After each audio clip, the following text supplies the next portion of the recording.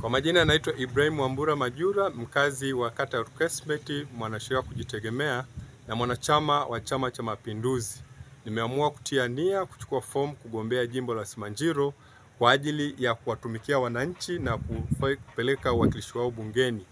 Nitakapofanikiwa kupata ridhaa ya wananchi, nitahakikisha kuboresha miundombinu katika wilaya ya Simanjiro ili kukuza uchumi na kuleta maendeleo. Nitaishauri serikali na kuhakikisha kwamba barabara ya kutoka Arusha hadi Dodoma nikishirikiana na mbunge atakayokuwepo wa jimbo la Kiteto inafanikiwa, na nitahakikisha pia barabara ya kutoka Orkeslebet kwenda Hedaru inajengwa, na kwa kufanya hivyo tutakuwa tumeboresha miundombinu na itasababisha biashara kuweza kukua, kwa sababu mazao yetu yataweza kusafisha kwa haraka na mifugo inayozalishwa na kufugwa katika jimbo letu, na itakuza uchumi na kichocheo kikubwa. Kwa kufanya hivyo tunaamini maendeleo yatakuwa vizuri na jimbo letu tutasonga mbele. Pamoja na kuwa nimetia nia, lakini nimekuwa msaada kupitia taaluma yangu ya sheria. Nimekuwa nikitoa elimu kwa vijiji mbalimbali kwa wananchi kuhusiana masuala mbalimbali, hususani masuala ya usio ardhi.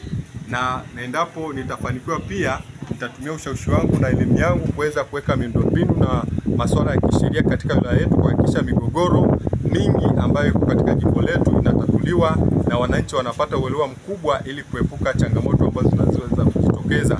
Pia kuishauri serikali na kushiriki katika bunge kutunga sheria nzuri ambazo zitaweza ustawi kwa wafugaji walio katika jimbo letu. Asanteni sana wananchi wa Simanjiro.